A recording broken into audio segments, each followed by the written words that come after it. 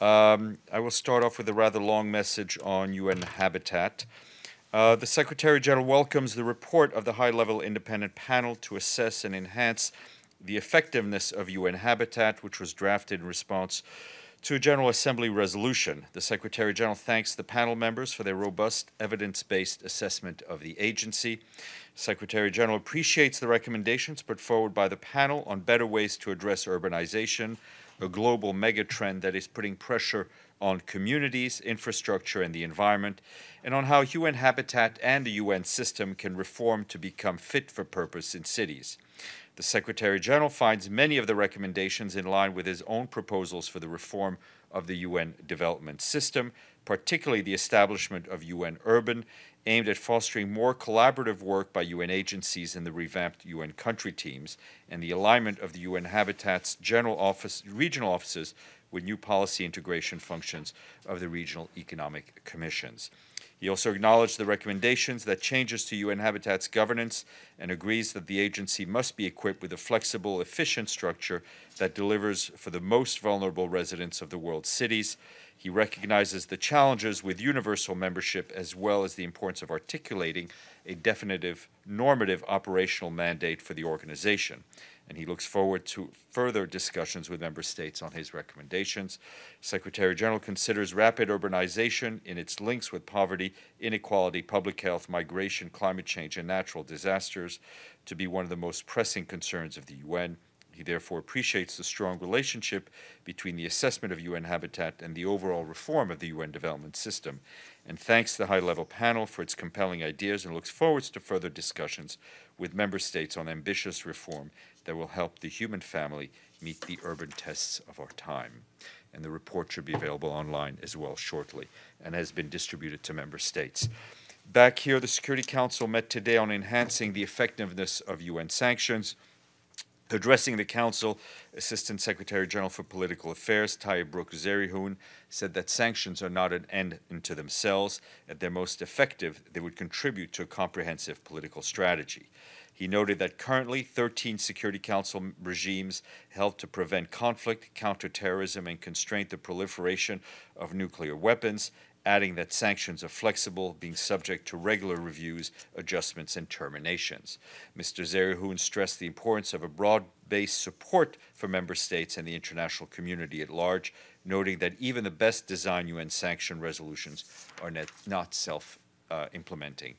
His remarks are available to you. And our colleague Jean-Pierre Lacroix, the head of the UN Peacekeeping Department, wrapped up his two-day visit to South Sudan today. He visited a UN protection of civilian sites in Malakal, where he witnessed the various security challenges and humanitarian efforts to assist displaced South Sudanese. He stressed that we are determined to continue to do our best to help the population. During his final press conference in Juba, he reiterated the importance of the initiative led by the Intergovernmental Authority on Development, aimed at revitalizing the implementation of the peace agreement, and noted the UN would continue to closely follow the national dialogue process to ensure it is conducted in an inclusive and transparent manner, and it complements broader efforts to return to South Sudan to a path of peace and prosperity. He called on all parties to help stop fighting and make all efforts towards a cessation of hostilities. Finally, Mr. Lacroix expressed concern about the dire humanitarian situation and reiterated that the UN is working impartially to help everyone in South Sudan, irrespective of ethnic and religious affiliation. Turning to Syria, 3 years after the Daesh attack on the Yazidi community, the commissioners of the inquiry on Syria today called on the international community to recognize what it calls a crime of genocide being committed by Daesh against the Yazidis and to take steps to refer the situation to justice. The Commission also reiterated its recommendation to all parties fighting Daesh to reconsider rescuing Yazidi captives. In a 2016 report, the Commission found that many Yazidi women and girls were taken to Syria, where they were sold as chattel and sexually enslaved by Daesh fighters, while boys were indoctrinated, trained, and used as hostilities.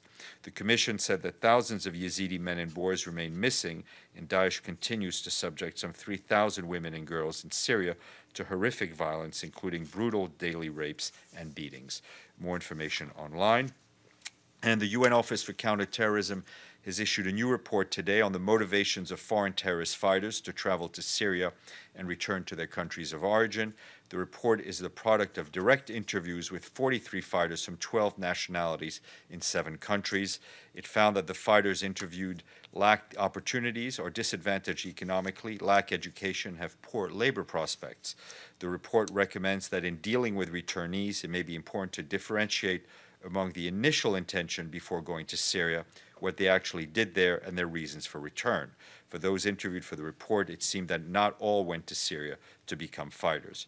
We have a few copies of the report in the back of the room, and you can also find it online on the office's website. And our colleague Sigrid Kaag, the UN Special Coordinator for Lebanon, spoke today at the launch of a media campaign on reducing tensions between Lebanese host communities and Syrian refugees. Speaking with Lebanese Information Minister as well as representatives of the UN Refugee Agency and other partners, she noted Lebanon's exceptional generosity towards refugees. She said there's no other country in the world that bears the burden as graciously, generously, and with an open spirit and heart as Lebanon. And in Turkey, our colleagues at the World Food Programme tell us that more than 850,000 refugees are now receiving monthly cash assistance thanks to a program funded by the European Union. The emergency social safety net supports the most vulnerable refugee families in Turkey with a debit card to cover basic needs such as food, rent, medicines, and clothes.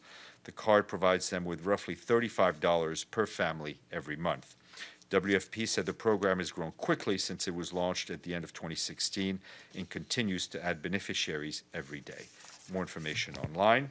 And the High Commissioner for Human Rights Office said today they're concerned about the unrest ahead of the constitutional referendum scheduled for Saturday in Mauritania, particularly the apparent suppression of dissenting voices and the reported use of excessive force by the authorities against protest leaders. And wanted to flag that Achim Steiner, the head of UNDP, will be visiting Myanmar over the weekend. This will be his first field visit as the administrator to a major program partner. Mr. Steiner will be listening and learning about the development challenges Myanmar faces and how they link to Agenda 2030 and achieving the Sustainable Development Goals. And our friends at FAO released today their monthly food price index. The index averaged 179.1 points this month, the highest value since January of 2015, marking a 2.3% increase in the food price index from June 2017 and a 10.2% rise from its level a year earlier. The rise was driven mainly by higher cereal, sugar, and dairy prices. I'm done. Happy to take a question. Mr. Lee. Sure. I'm sorry if in the first few minutes I may have missed it. Did you make an announcement about Espen Barth Eide? I did not make an announcement. Can you confirm that he has formally left his position, and what is the Secretary General's plan in terms of filling it? Mr. Eide is wrapping up his tenure as a special advisor, and I think he's on his last visit to Cyprus, meeting with the various parties, thanking them for their support. It's a farewell tour, if you'd like, and he will continue working on the file from Oslo for now. Until I mean, I guess what? I mean, there's no formal date yet set for his departure. I mean, as you know, with what happened in Switzerland, as far as the UN is concerned, all the Cypriot parties are going through a time of reflection, and so that's where we are in the process. But because there's a quote by Mr. Eide. He said, "What I am saying, and I think the leaders agree with. I'm not speaking on their behalf, but it is my sense that there's a shared understanding. It will not be resurrected by the UN." So I wanted to know. I mean, that's in line with what the Secretary General has said, which is the UN remains available to the parties. The good officers remain available should they come back to him. It's a time of reflection for the Cypriot parties, and so I think there's no contradiction at all in what he said and what the Secretary General had previously said. Okay. Okay. Yes, ma'am. And the Israeli forces demolished the Bedouin village of Al-Araqib in the Negev region of southern Israel for the 116 times, according to Adala, the Center for the Legal Center for Arab Minority Rights in Israel. So, any comments on that? No, I had not seen this particular report. I will look into it and get back to you. Matthew, sure. And then something new, or something new, something new, blue, something old. New, yeah. I've got a couple of old things too that I want to track down. But Cambodia, I know that the UN has has this human rights office there. So I wanted to ask about there's a minister there who has said publicly this week that people that oppose the vote in the upcoming year will be beaten with bamboo sticks, and said that all civil servants must support the ruling party or lose their jobs. There's also an NGO separately, entirely separately, but maybe related. A U.S.-based NGO called Agape has been ordered out of the country for reporting on human trafficking and of child sex victims. So I wanted to know what's the UN's I'll look thinking? into those reports. Obviously, as a matter of principle, the Secretary General very much supports the work of civil society. And were you able, yesterday I'd asked you about the vote in the Italian Parliament about to send the Navy, and now there's already been a case now where the Italian Navy has picked up an NGO rescue ship, a self-described rescue ship, and taken it away and had it stop its activities. What's the Secretary General's thinking on this development? We've talked to our colleagues at UNHCR who are in the lead on this. They're trying to get a bit more details from the Italians as how this will be applied in terms of the presence of the Italian Navy in Libyan waters. I think UNHCR has had concerns in the past and continues to have concerns in the past with the detention of detention by Libya of refugees and asylum seekers, often in difficult, very difficult conditions. We call both the Italian and the Libyan government to ensure their increased cooperation, that people who are rescued in Libyan waters have access to safety assistance, proper reception, and protection.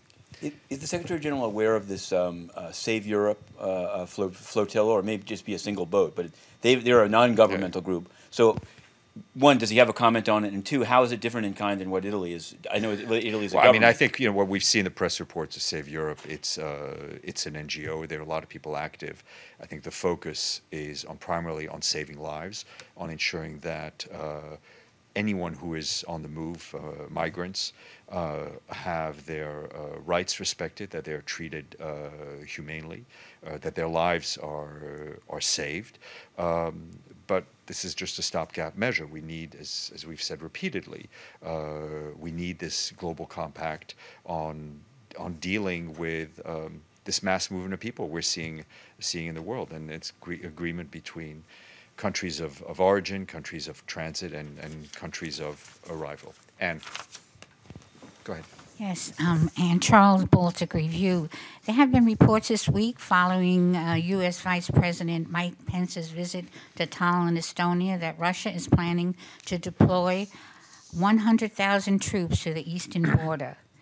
Did the Secretary General have any reaction to these possible threats against NATO members, Estonia, Latvia, Lithuania, and Poland, and will he do anything about it? I have no particular comment on these reports, and we try not to comment on things that have yet to happen. Mr. Lee. What maybe it's only a few days old, but it may feel old to you, but it's new to me, and it has to do with this. I wanted, since you'd said that this something was not normal, and then you'd seem to say it was only with the Associated Press. This is about the sale or distribution without credit to the UN of photographs. It seems like it's not limited to the Associated Press. Are you aware of that? I've seen photographs. I've seen photographs as well. They've